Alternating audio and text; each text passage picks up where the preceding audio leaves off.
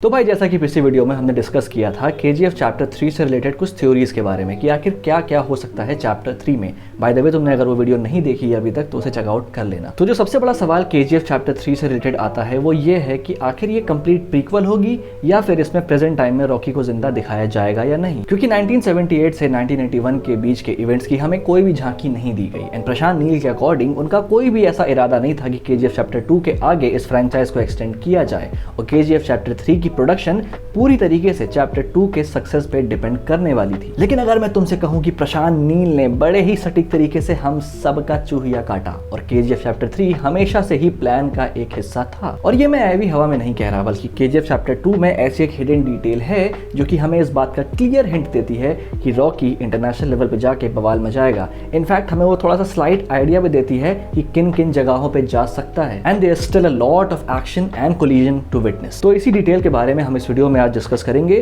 और साथ ही साथ ये भी बात करेंगे कि कैसे ये चीजें जो अपकमिंग प्रोजेक्ट्स हैं KGF यूनिवर्स की, जैसे कि सलार, बगीरा, NTR 31, उससे कैसे कनेक्ट हो सकती हैं। तो वीडियो के एंड तक बने रहना क्योंकि बहुत मजा आने वाली है। तो KGF की क्रिएटिव एंड क्रेडिट्स सबको याद होंगी, क्या एस्थेटिक्स थी, क्या डिजाइन थी और किस तरीके से उसमें मॉन्स्टर सॉन्ग को ऐड करके सबने एंजॉय किया और जो पोस्ट क्रेडिट सीन आया उसको देख के भी पागल हो गए। एंड जिस डिटेल की मैं बात कर रहा हूँ वो इन्हीं एंड क्रेडिट्स में छुपी हुई है। अब भी नहीं समझे? वेल, अगर पोस्ट क्रेडिट सीन आने के बाद ये जो 2-3 स्निपेट्स आते हैं एंड क्रेडिट्स में, इसमें तुम अगर रॉकी पे ध्यान दो, ये जो गन चला रहा है, ये जो पूरा उसका एक्शन वाला पोज है, ऐसा किसी भी तरीके का सीन हमें चैप्टर 2 में देखने को नहीं मिला था। बट ये इतनी इंपॉर्टेंट डिटेल नहीं है, बल्कि इंपॉर्टेंट डिटेल है रॉकी के पीछे का ये बैकग्राउंड, जो कि क्लियरली कोई फॉरेन कंट्री नजर आ रही है, क्योंकि इस तरीके का इंफ्रास्ट्रक्चर उस टाइम पे इंडिया में एग्जिस्ट नहीं करता था। इनफैक्ट अगर इस दूसरे स्निपेट पर ध्यान दो तो यहाँ पे जो पीछे बिल्डिंग नजर आ रही है ये क्लियरली बर्लिन टावर है, यानी कि जो जर्मनी में है, एंड ये वाली जगह दुबई। एंड इन सारे सीन में जो एक्शन वाला पोज दिखाया जा रहा है रॉकी का, या फिर जो एक रिप्रेजेंटेशन दे रहे हैं एक्शन सीन्स का,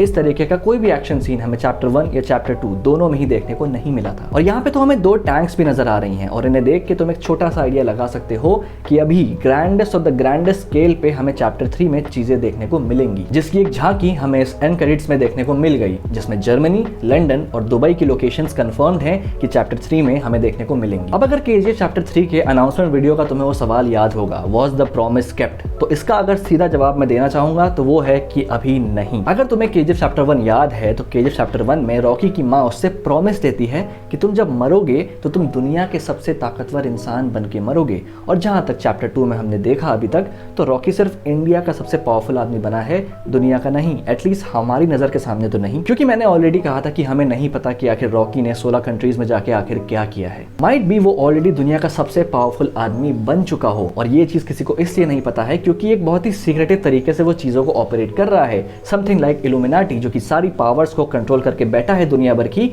लेकिन किसी को भी नहीं पता कि ये कौन है। और इंडिया में KGF में रह के वो इन सारी चीजों को ऑपरेट कर रहा है बाहर। तो अगर इस थ्योरी को मान के चलें तो KGF चैप्टर 3 एक कंप्लीट प्रीक्वल होगा, जिसमें हमें देखने को मिलेगा कि रॉकी ने इंटरनेशनल लेवल पे अपने एम्पायर को किस तरीके से एक्सपैंड किया।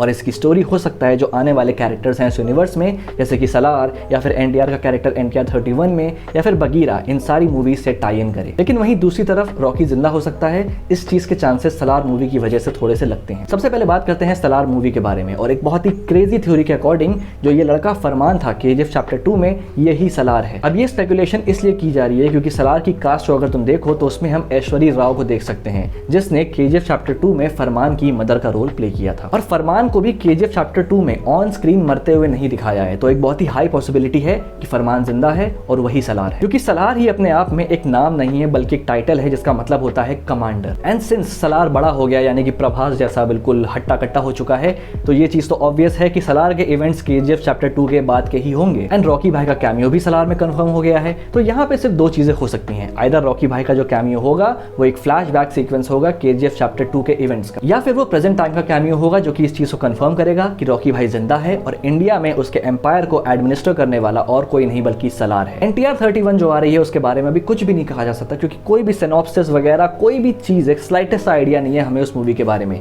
लेकिन ये पक्का है कि NTR 31 में NTR का जो कैरेक्टर होगा वो एक एंटी हीरो होगा, जो कि हो सकता है रॉकी का राइवल हो जो बाद में उसके साथ आ जाए, या फिर किसी तरह के कोई अक्वेंटेंस हो उसके बिजनेस में। एंड श्री मुराली की जो अपकमिंग मूवी है बगीरा, वो भी इस यूनिवर्स का पार्ट हो सकती है। एंड बगीरा में श्री मुराली एक कॉप का रोल प्ले कर रहा है, जो कि एक बहुत ही स्ट्रॉन्ग ओपोनेंट होगा रॉकी भाई सलार और एनटीआर के कैरेक्टर के अगेंस्ट। क्योंकि मीडिया में एक बार श्री मुराली से सवाल पूछा गया था कि उनका जो बगीरा वाला कैरेक्टर है वो रॉकी से लड़ सकता है या नहीं, तो श्री मुराली ने रिप्लाई किया था कि बगीरा का कैरेक्टर रॉकी को आराम से लेवल कर सकता है। अब ये कंपैरिजन था या कोई हिंट, तुम समझदार हो, खुद ही डिसाइड कर लो। तो फिलहाल मेरे इतने स्पेकुलेशंस हैं अभी चैप्टर 3 को लेके। बाकी तुम्हारी क्या थ्योरीज है तुम मुझे कमेंट बॉक्स में लिख के बता सकते हो। और हाँ, वीडियो को लाइक कर देना और चैनल को सब्सक्राइब करना मत भूलना। और इससे पहले जो मैंने केजीएफ के ऊपर वीडियो बनाई थी तुम उसे भी चेकआउट करना मत भूलना। फेसबुक और इंस्टाग्राम पर भी फॉलो जरूर से कर देना। ओके, तब तक के लिए this is a pop culture net signing off. We'll see you guys in the next video.